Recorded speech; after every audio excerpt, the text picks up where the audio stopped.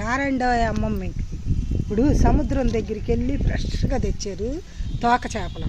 Super ఉంటాయి అసలు. ఇప్పుడు అదే ఎప్పుడో రాత్రో ఎప్పుడో బయట ఉంటాయి.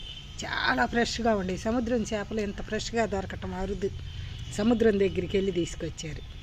అయితే ఒక్కోటి 100 రూపాయలు ఈ చేప. అంతకుముందు అయితే ఈ 3 కలిపి 100కి ఇచ్చేవాళ్ళు ఒక 5-6 సంవత్సరాల క్రితం. ఇప్పుడు అన్నీ అంటే ఇక్కడ నుంచి ఎక్స్పోర్ట్ అయిపోతున్నాయి అంట చేపలన్నీ. ఎలాంటి చేప కూడా భయంకరమైన రేట్లు అమ్ముతున్నారు సముద్రం చేపలు. చందువాలు అయితే 1500 కేజీ, అంటే సైజులను బట్టి. కొంచెం పెద్ద సైజు అయితే 1500 అంట, కొంచెం మీడియం సైజు అయితే 1000 రూపాయలు, ఇంకా తక్కువ అయితే 700 అట్ట అమ్ముతున్నారు.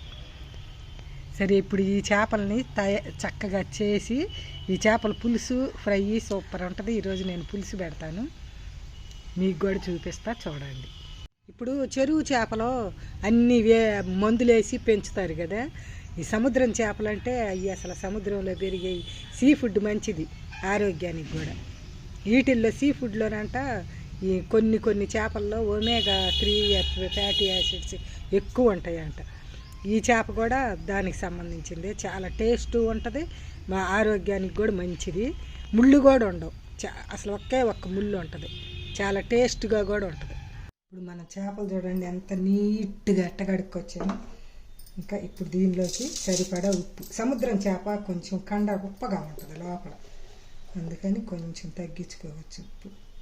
కారం, పులుసు కదా కొంచెం వేయాలి కారము.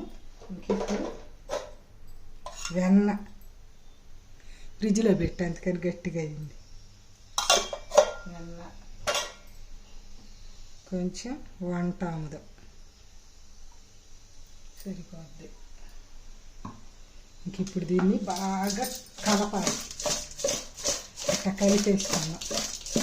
కలిపేసుకొని పక్కన మూత పెట్టి పక్కన పెట్టుకోండి. కలిపాం కదా, అది ఇప్పుడు మూత పెట్టి పక్కన పెడదాము. ఈ ముందుగానే మనం చేప చేయబోయే ముందుగానే చింతపండు నానబెట్టుకున్నాము. ఇంక ఇప్పుడు ఈ చింతపండు కూడా రసం తీసుకొని రెడీగా పెట్టుకొని ఇంకా కూర తయారు చేద్దాం. ఇప్పుడు పొయ్యి మీద ఒక పాత్ర పెట్టి ఆయిల్ వేద్దాం, దాన్ని కొంచెం హీట్ ఎక్కనిద్దాం.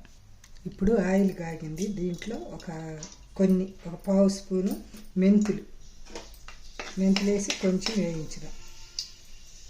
ఇప్పుడు కొంచెం జీలకర్ర,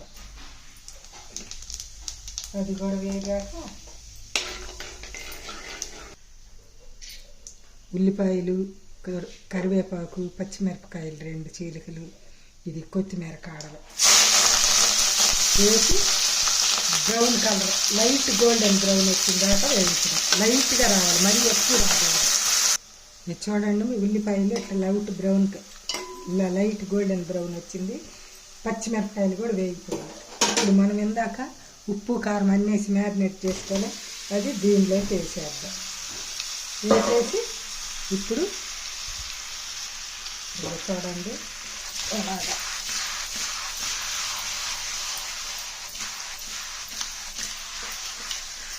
ఇట్లా కలిపేసి పెట్టి సెగ తగ్గించి మూత పెట్టి ఆయిల్ పైకి తేలేదాకా ఉడికిద్దాం. ఈలోపు మనం చింతపండు రసం తీసుకొని వద్దాం. ఇప్పుడు మనం చింతపండు రసం పోసుకుందాం. పోసి కొంచెం కదిలి అలాగా గరిటె పెడితే పాడైపోద్ది, గరిటె పెట్టకూడదు. గరిటె పెట్టుకొని ఇట్ట కలిపేసుకొని ఇంకా మూత పెట్టేద్దాం. చూసారా ఎంత కలర్ఫుల్గా ఎలా వచ్చిందో.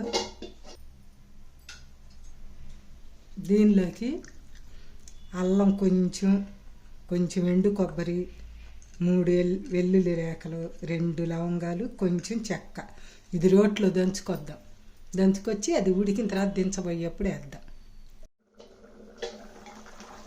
ఇదిగో చూడండి, కొంచెం దీనిలోకి వేసేద్దాం. అసలు ఈ పులుసు సద్దన్నం వేడి అన్నంలో రేపు తింటే భలే ఉంటుంది. లేకపోతే ఇప్పుడు సద్ది అన్నంలో వేడి పులుసు కానీ వేడి అన్నంలో సద్ది పులుసు కానీ భలే ఉంటుంది.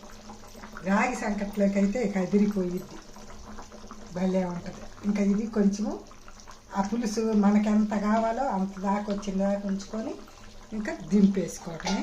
నేను దింపేప్పుడు చూపిస్తాను. నాకెంత పులుసు అవసరం ఉండదు, నాకు పులుసు తక్కువ ఉండాలి.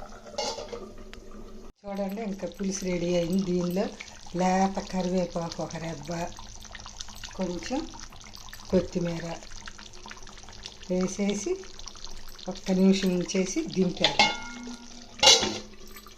అదిగో చూడండి, గుమగుమలాడే మన చేపల పులుసు రెడీ అయ్యింది. సముద్రం చేపలు ఎప్పుడైనా సీ ఫుడ్ చాలా మంచిది కదా ఆరోగ్యానికి. ట్రై చేయండి, అదిరిపోయే టేస్ట్.